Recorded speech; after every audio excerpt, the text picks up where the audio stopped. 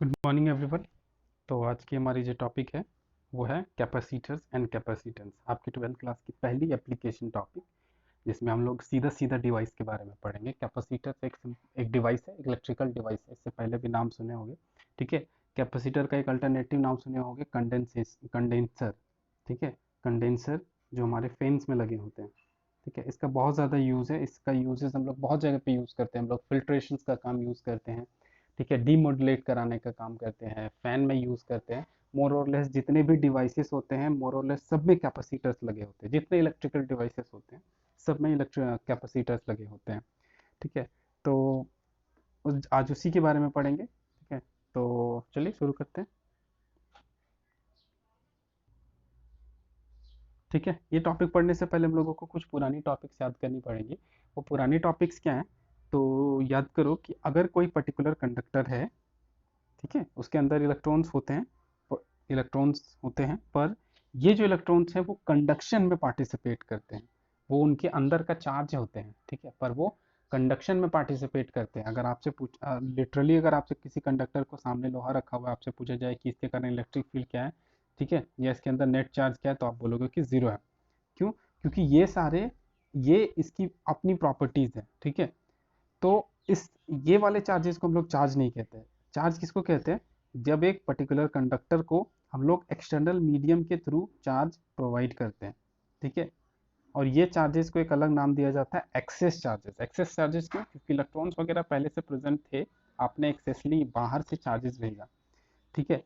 तो हम लोगों ने पीछे पढ़ा था क्या कि अगर कोई कंडक्टर है जिसमें आप एक्सेस चार्ज प्रोवाइड करते हो समहाउ मीन से, और एक दूसरा सब्सटेंस यहाँ पे रखते हो, ठीक है, दूसरा एक ऐसा ही कंडक्टिंग मेटल रखते हो, तो क्या देखते हो? इंडक्शन प्रोसेस से, ठीक है, इसमें भी चार्ज इंड्यूस्ड होगा। और वो चार्ज कैसा इंड्यूस्ड होगा? Just opposite.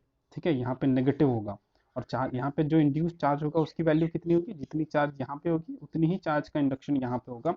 बस एक ही कंडीशन होगा कि इन ये चार्ज पॉजिटिव होगा, ये चार्ज नेगेटिव होगा, क्योंकि due to conservation of energy. ठीक है। होल्ड कराने के लिए, कि अगर कंजर्वेशन ऑफ एनर्जी होल्ड नहीं करेगी फिर तो ये सिचुएशन वायलेट हो जाएगा, वो वायलेट ना करे। ठीक है। इसके लिए ध्यान दिया गया है कि यहाँ पे पॉजिटिव चार्ज है, इंडक्शन यहाँ जब होगी तो नेगेटिव चार्ज का इंडक्शन होगा। ठीक है। ये प्रोसेस जानते हो? ओके। अब यहाँ पे देखिए, एक बॉडी है जिस पे चार्ज क्यू है। ठीक है। अब किसी बॉडी पे चार्ज क्यू है तो उसके कारण कुछ एक पोटेंशियल हो जाएगी V1। अब एक दूसरा चार्ज बॉडी है जिस पे इसके कारण नेगेटिव क्यू चार्ज डेवलप हुआ है, तो इसके कारण भी कुछ एक पोटेंशियल होगी, सपोज V2। पर ये याद रखना, ये पोटेंशियल कितनी होगी? हमारी नेगेटिव में होगी। तो आपसे इन दोनों बॉडीज, ये ए है और ये बी है, इन दोनों के बीच का पोटेंशियल डिफरेंस पूछा जाए तो आप क्या बोलोगे? V1 minus V2। पर V2 तो हमारा माइनस टर्म है, तो यहाँ पे पोटेंशियल हमारा सिंपली V1 प्लस V2 हो जाएगा। ठीक है। ये कैसे हो गया?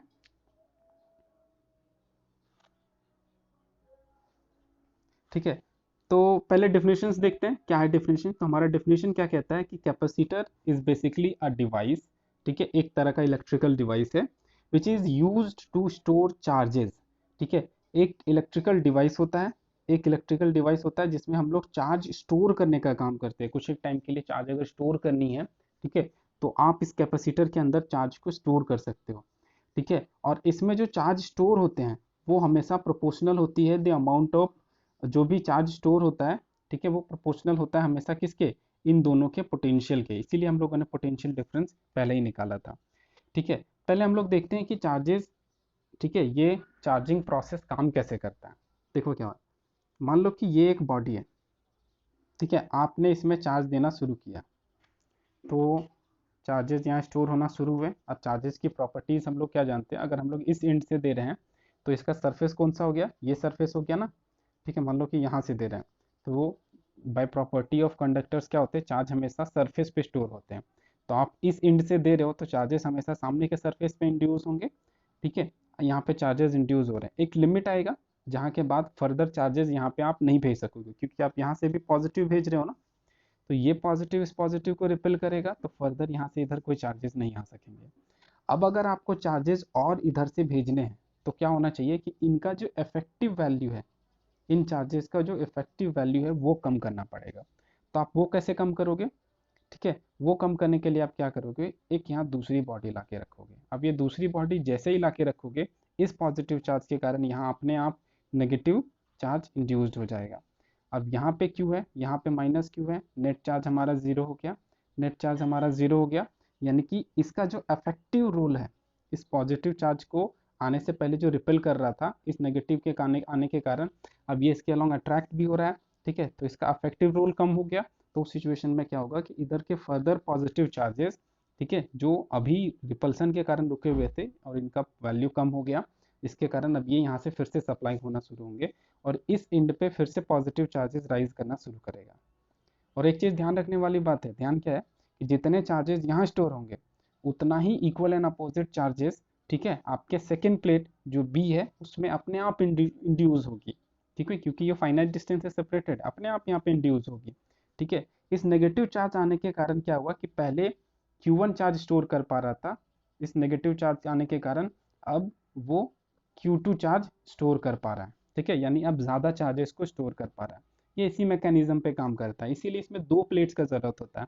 आप चाहो तो एक प्लेट्स पे भी चार्जेस को स्टोर कर सकते हो, पर उसमें जो चार्ज स्टोर होगी उसकी वैल्यू कम होगी। अगर आप ऐसा डिवाइस बनाना चाह रहे हो तो आप चाहोगे कि उसमें ज़्यादा चार्ज स्टोर हो। ठीक है, तो यहाँ पे क्या कर रहे हैं, यहाँ पे अगर एक प्लेट था तो कुछ Q1 चार्ज स्टोर हो रहा था, आपने दूसरा प्लेट रखा, उसमें नेगेटिव चार्ज इंड्यूस हुई, इसी के रिस्पेक्ट में यही वाले जो पॉजिटिव चार्ज थे, इसके कारण क्या हुआ कि इधर जो पॉजिटिव चार्जेस इधर नहीं आ पा रहे थे अब आने लग गए।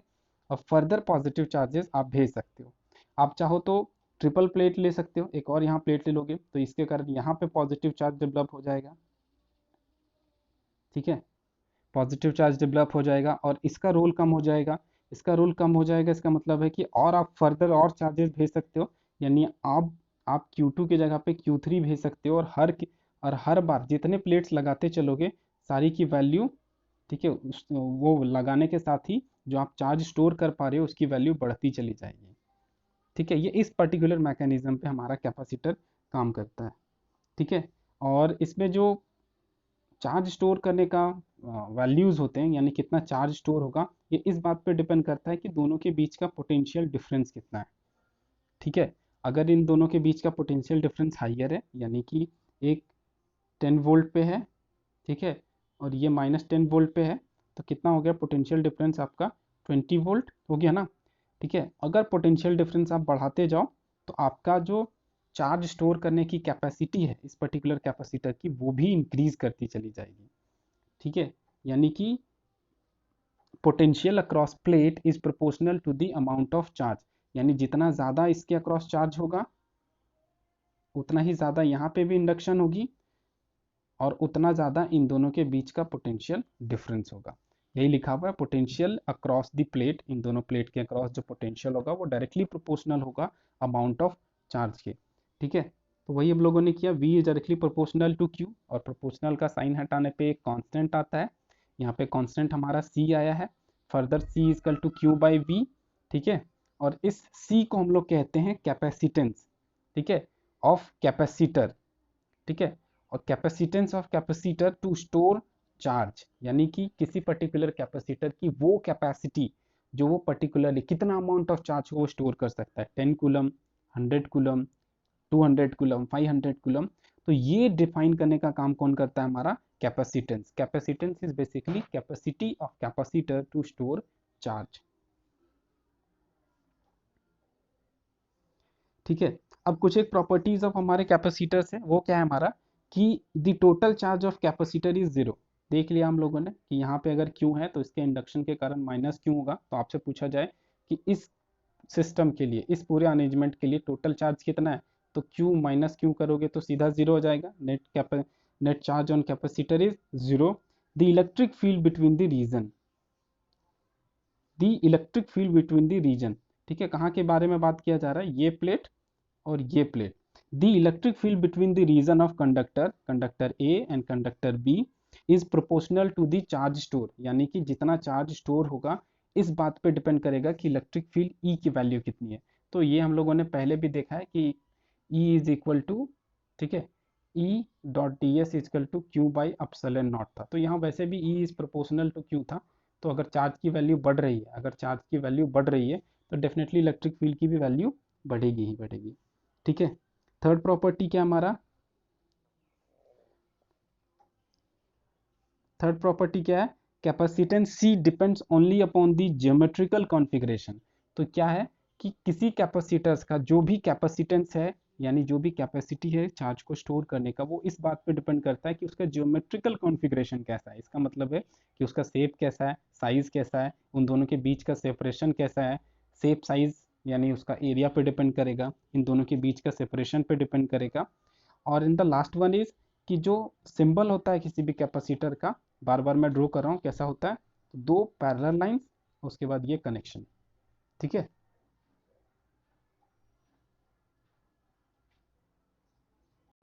अब क्या है कि शेप ऑफ प्लेट के हिसाब से भी डिफरेंट डिफरेंट कैपेसिटर हो सकते हैं। कहने का मतलब है कि आप एक ऐसा लो, दूसरा प्लेट ऐसा लो, ठीक है। ऐसा भी आप प्लेट रख सकते हो, ठीक है। आपको मन है तो ऐसे रख सकते हो, कॉनकेव रख सकते हो, कॉन्वेक्स रख सकते हो, जैसा स्ट्रक्चर है मन है आप प्लेट जिस हिसाब से रखना चाहो। आप चाहो तो दो पैरेलल प्लेट्स रख सकते हो, ठीक है। अलग अलग प्लेट्स का अलग अलग, देखो अलग अलग शेप साइज रखोगे तो कैपेसिटेंस वेरी करेगी, ठीक है। पर जो फिनोमिना है चार्ज स्टोर करने का वो सेम रहेगा, इस केस में भी, इस केस में भी, इस केस में भी। बस जो अमाउंट ऑफ चार्ज है स्टोर करने की वो अलग अलग होगा, क्योंकि आपने शेप साइज और सेपरेशन को बदलने का काम किया है, ठीक है। तो हमारा जो ट्वेल्थ के सिलेबस में है, जो स्ट्रक्चर को पढ़ना है, वो हमारा स्ट्रक्चर है पैरेलल प्लेट कैपेसिटर, यानी वैसे कैपेसिटर्स जिसमें दो प्लेट्स इक्वल साइजेस के, ठीक है, पर्टिकुलर डिस्टेंस के साथ सेपरेटेड हो, उसके बारे में पढ़नी है। ठीक है, यहाँ पे आ जाइए। देखिए पैरेलल प्लेट कैपेसिटर्स क्लियर है। देखो इसमें पैरेलल प्लेट कैपेसिटर्स में दो प्लेट्स हैं, प्लेट ए बी, दोनों के बीच का एक फाइनाइट डिस्टेंस है, ठीक है, डी। एक चीज याद रखना कि कैपेसिटर्स के बीच में अगर आपको चार्जेस इंड्यूस कराने हैं एक प्लेट से दूसरे प्लेट में, तो आपको क्या चीज़ का बहुत ज़्यादा ज़रूरत पड़ेगा कि उन दोनों के बीच का सेपरेशन बहुत फाइनाइट हो। क्योंकि अगर आप एक बॉडी यहाँ रख रहे हो, दूसरा बॉडी यहाँ रख रहे हो, दोनों का सेपरेशन बहुत ज़्यादा है, तो आप क्या देखोगे कि यहाँ से यहाँ चार्ज स्टोर हो, यहाँ से यहाँ चार्ज इंड्यूस होने में, ठीक है, यहाँ से यहाँ चार्ज इंड्यूस हो ही नहीं पा रहा। तो ये हो या ना हो इससे कोई इफेक्ट नहीं है। तो इसका मतलब है कि आप चाहते हो कि ज़्यादा से ज़्यादा चार्जेस यहाँ पे इंड्यूस हो, तो उसके लिए सेपरेशन बहुत कम होना ज़रूरी है, ठीक है। तो यहाँ पे दो प्लेट्स हैं, प्लेट ए प्लेट बी, दोनों के बीच का सेपरेशन डी है, एंड इलेक्ट्रिक फील्ड इन दोनों के बीच के जो रीजन में है वो हमारा ई है। हम लोगों ने तीन रीजन कंसिडर करी है, region 1, region 2 and the region 3। तो सरफेस चार्ज डेंसिटी भी हम लोगों ने कुछ कंसिडर करी है कि सरफेस चार्ज डेंसिटी हमारा सिग्मा है, और इस पूरे प्लेट कैपेसिटर्स का सरफेस एरिया हमारा कितना है, ए है। तो सरफेस चार्ज डेंसिटी अगर सिग्मा है, टोटल चार्ज अगर इसमें क्यू स्टोर हो रही है, तो आप सिग्मा कैसे निकालते हो, टोटल चार्ज बाय एरिया। तो surface charge density Q by A है, ठीक है। ये हम लोगों ने पहले भी पढ़ा था, ठीक है। अब हम लोग कोशिश करेंगे इलेक्ट्रिक फील्ड फाइंड करने का रीजन 1 में, रीजन 2 में, रीजन 3 में। देखो हम लोगों ने पढ़ा था कि एक अगर प्लेट का एक सरफेस हो, ठीक है, एक पर्टिकुलर प्लेट हो, या फिर एक, हाँ, एक पर्टिकुलर प्लेट से किसी भी इलेक्ट्रिक फील्ड ई का वैल्यू अगर फाइंड करने का कोशिश करो, तो वो हमारे कितने के बराबर था, sigma bye 2 pi epsilon not, पढ़े थे।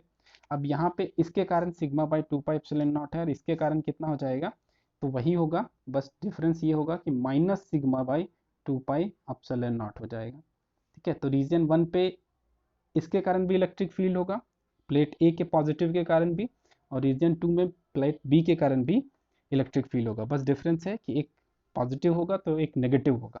तो पॉजिटिव के कारण हमारा sigma by 2 pi epsilon not है, ठीक है, नेगेटिव के कारण minus sigma by 2 epsilon not है। तो आपका नेट इलेक्ट्रिक फील्ड जो रीजन 1 में है वो हमारा जीरो है। सिमिलरली आप रीजन 2 में भी देखोगे तो आपका इलेक्ट्रिक फील्ड जीरो होगा। अब बात करते हैं रीजन 3 में। इलेक्ट्रिक फील्ड ई का वैल्यू इधर, इलेक्ट्रिक फील्ड ई का वैल्यू इधर, ठीक है। तो उस सिचुएशन में आप क्या देखोगे कि दोनों का डायरेक्शन पहले से अपोजिट है। पहले से आप देख रहे हो कि दोनों का डायरेक्शन अपोजिट है, ठीक है। तो आपको क्या करना होगा, E1 माइनस E2 करना होगा। और E2 की वैल्यू हम लोग पहले से देख रहे हैं यहाँ पे कि E2 की वैल्यू माइनस में है, ठीक है। तो आपको क्या मिलेगा, E1 प्लस E2, और E1 और E2 की वैल्यू सेम है, और वो कितने के बराबर है, सिग्मा बाय एप्सिलॉन नॉट के बराबर है। आप दोनों को ऐड करोगे तो क्या हो जाएगा आपका, sigma by epsilon not, sigma bye 2 pi epsilon not minus minus of sigma by 2 pi epsilon not, add करोगे सिग्मा बाई एप्सिलॉन नॉट होगा। और सिग्मा हमारा कितने के बराबर था, क्यू बाई ए के बराबर था, पुट कर दो तो आपका हो जाएगा electric field E equal to Q by A epsilon not.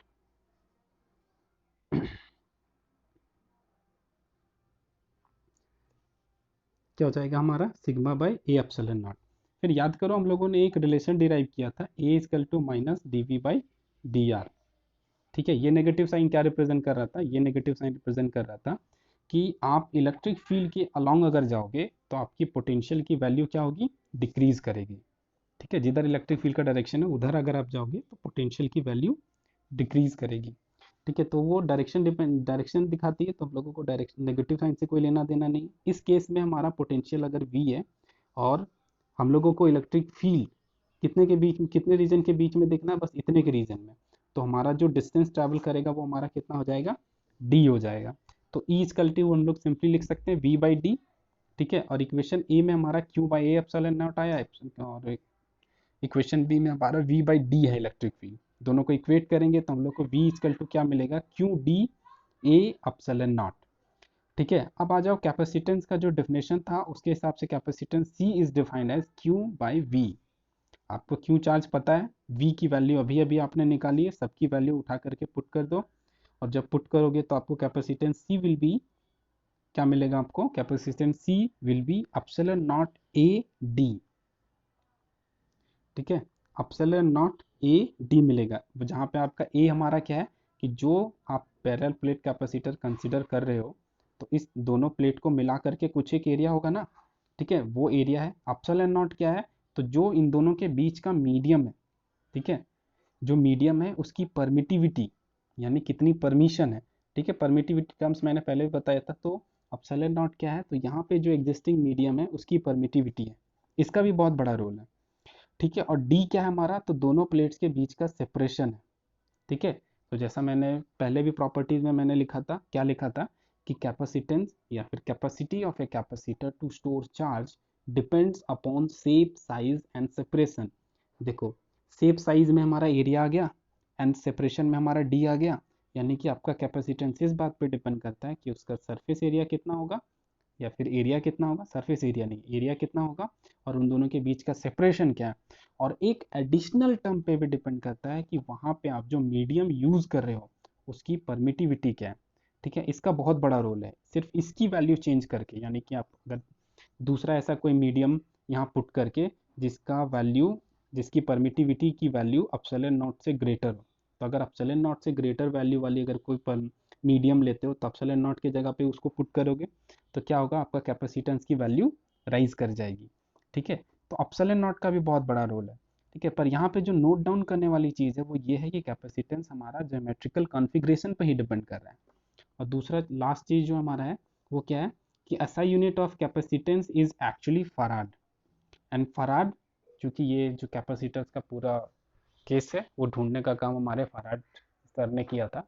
ठीक है, तो इसीलिए इसका ऐसा यूनिट भी फराड उन्हीं के नाम से है, और जिसको हम लोग कैपिटल एफ से डिनोट करते हैं। और इन जनरली, ठीक है, फराड बहुत ही बड़ा अमाउंट होता है, मतलब बहुत बड़ी क्वांटिटी होती है, तो इन जनरली जो कैपेसिटेंस मेजर किया जाता है किसी भी कैपेसिटर्स का, वो हमेशा माइक्रो फराड के टर्म में नोट डाउन किया जाता है, यानी 10⁻⁻6 फराड के फॉर्म में किया जाता है, क्योंकि एक फराड जो होता है वो बहुत ही बड़ी क्वांटिटी हो जाती है इररिस्पेक्टिव ऑफ ए कैपेसिटर। ठीक है, होप सो आपको बातें समझ में आई होंगी।